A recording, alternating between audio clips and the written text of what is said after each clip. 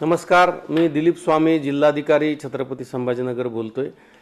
छत्रपती संभाजीनगर शहर व जिल्ह्यामध्ये काल परवा पेट्रोल पंपावर खूप मोठ्या वाहनाच्या रांगा लागल्या होत्या आणि पेट्रोल आणि डिझेलचा तुटवडा आहे, टंचाई आहे असं चित्र निर्माण केलेलं होतं। आज मी सर्व कंपन्यांच्या प्रमुख अधिकाऱ्यांशी चर्चा केली। त्यानंतर असं लक्षात आलं की डिझेल आणि पेट्रोलच्या साठ्यामध्ये कुठेही कमी झालेला नाही आहे। येणारा फ्लो हा कंटिन्यू चालू आहे, कुठेही टंचाई नाही आहे।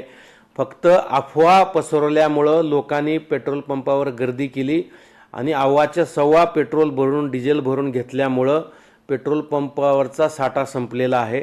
माझी समस्त नागरिकांना नम्र विनंती आहे की आपण पॅनिक होऊ नका, अफवावर विश्वास ठेवू नका।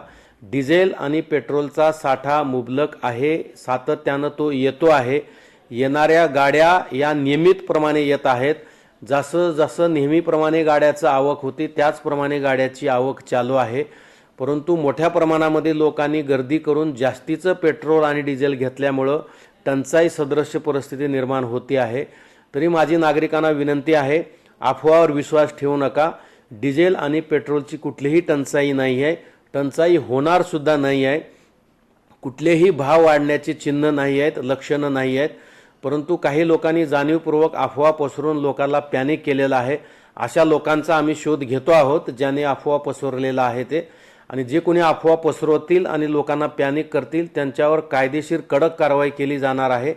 त्यामुळं माझी नागरिकांना विनंती आहे, अफवा पसरवू नका, लोकांना पॅनिक करू नका।